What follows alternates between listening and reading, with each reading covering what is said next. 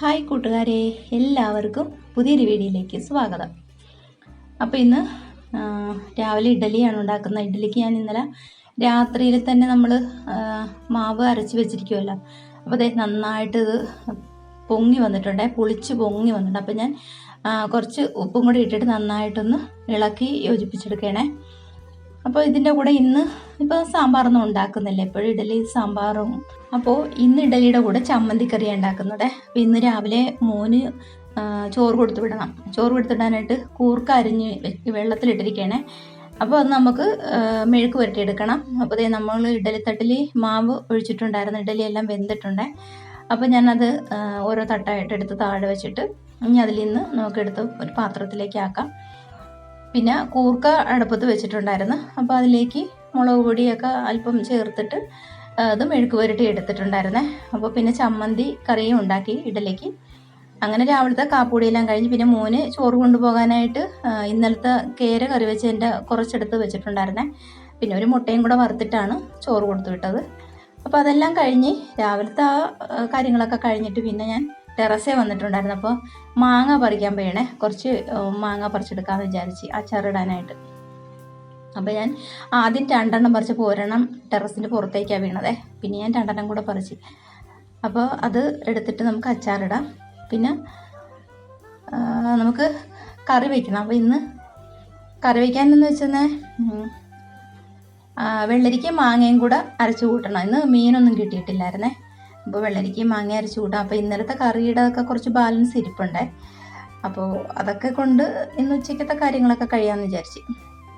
ഞാൻ കൂട്ടുകാരോടൊരു കാര്യം പറയാവേ. ഞാൻ ഈ യൂട്യൂബ് ചാനൽ തുടങ്ങിയതേ വീട്ടിലിങ്ങനെ ബോറടിച്ചും ഒറ്റപ്പെടൽ അനുഭവപ്പെട്ടൊക്കെ ഇരുന്ന സമയത്ത് മോനെ എന്നോട് പറഞ്ഞത് യൂട്യൂബ് ചാനൽ തുടങ്ങാനേ. ചേട്ടായിയും മക്കളും പോയി കഴിയുമ്പോഴത്തേക്ക് ഞാനിവിടെ വീട്ടിലിരുന്ന് വല്ലാതെ ബോറടിക്കുന്നേ. അപ്പോൾ എന്തെങ്കിലും ഒരു വിനോദത്തിനായിട്ട് എനിക്ക് ഒന്നും ചെയ്യാനില്ലല്ലോ. എന്തായാലും വീട്ടുപണികളൊക്കെ നമ്മൾ ചെയ്യുന്നുണ്ട്. അപ്പോൾ മോൻ എന്നോട് പറഞ്ഞു, അമ്മ ഇങ്ങനെ ജോലി ചെയ്യുന്ന പാചകങ്ങളൊക്കെ തന്നെ മതി, നമുക്കൊരു ചാനലായിട്ട് ഇടാം എന്ന് പറഞ്ഞൊരു അഭിപ്രായം പറഞ്ഞത് മോനാണ്. അപ്പം അങ്ങനെ തുടങ്ങിയൊരു ചാനലാണ്. പിന്നെ ഞാൻ ആരോടും പറഞ്ഞിട്ടില്ലായിരുന്നു ഈ ചാനൽ തുടങ്ങുന്ന കാര്യം, എൻ്റെ വീട്ടിലോ എൻ്റെ അനിയത്തിയോടോ ആരോടും. അങ്ങനെ 1000 സബ്സ്ക്രൈബേഴ്സ് കഴിഞ്ഞപ്പോഴാണ് ഞാൻ എല്ലാവരോടും ഒക്കെ പറഞ്ഞത്. പറയാതിരുന്നതിൻ്റെ കാരണം എന്ന് വെച്ച് കഴിഞ്ഞാൽ നമ്മളൊരു ചാനൽ തുടങ്ങി അഥവാ ആരും നമ്മുടെ ചാനൽ കാണുന്നില്ല, സബ് ചെയ്യുന്നില്ല എന്നൊക്കെ അറിയുമ്പോഴേ നമുക്കതൊരു ബുദ്ധിമുട്ടല്ലേ, നമുക്കൊരു പ്രയാസം തോന്നും.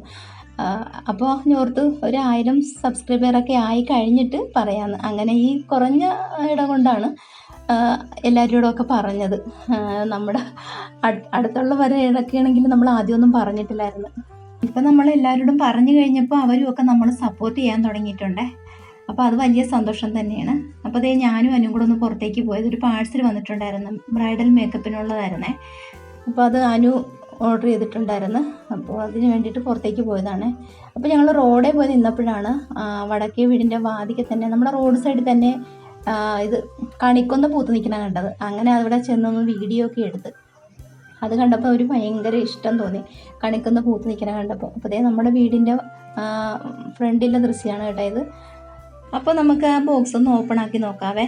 പിന്നെ അനുവിന് ഏകദേശം മേക്കപ്പിൻ്റെ കാര്യങ്ങളെക്കുറിച്ചൊക്കെ നല്ല ധാരണയൊക്കെ ഉള്ള ആളാണ് കേട്ടോ. ആ കോഴ്സൊന്ന് പഠിച്ചാൽ കൊള്ളാമെന്നുണ്ട്, ബ്യൂട്ടീഷ്യൻ കോഴ്സേ.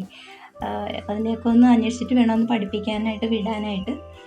പിന്നെ മോൾ എവിടെയെങ്കിലും ഇപ്പോൾ കോളേജിൽ അല്ലെങ്കിൽ എന്തെങ്കിലും ഫംഗ്ഷനൊക്കെ പോകുമ്പോൾ മോളെ ഒരുക്കുന്നത് അനുവാണ്. അപ്പോൾ ഞാൻ നേരത്തെ ചാനലിനെ കുറിച്ച് പറഞ്ഞില്ലേ, അപ്പോൾ സീരിയസ് ആയിട്ട് തന്നെയാണ് ഇപ്പോൾ ഞാൻ ചാനൽ മുന്നോട്ട് കൊണ്ടുപോകുന്നത്. ഒന്നിടവിട്ട ദിവസങ്ങളിൽ ഞാൻ വീഡിയോ ഇടാറുമുണ്ട്. അപ്പോൾ എല്ലാവരുടെയും സപ്പോർട്ട് എനിക്ക് വേണം. ഇതുവരെ സപ്പോർട്ട് ചെയ്ത എല്ലാവർക്കും ഒത്തിരി നന്ദിയുണ്ട്.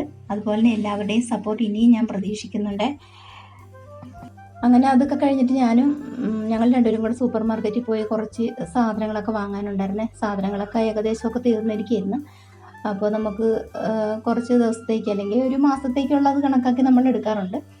സൂപ്പർ മാർക്കറ്റിൽ പോരുമ്പോൾ നമ്മൾ ലിസ്റ്റ് തയ്യാറാക്കിക്കൊണ്ടാണ് പോരുന്നത്. പക്ഷേ അവിടെ ചെന്ന് ഇതെല്ലാം കണ്ടു കഴിയുമ്പോൾ നമുക്ക് ആകെപ്പാടൊരു കൺഫ്യൂഷനാണ്, ഏതെടുക്കും എന്നുള്ള അറിയാമല്ല.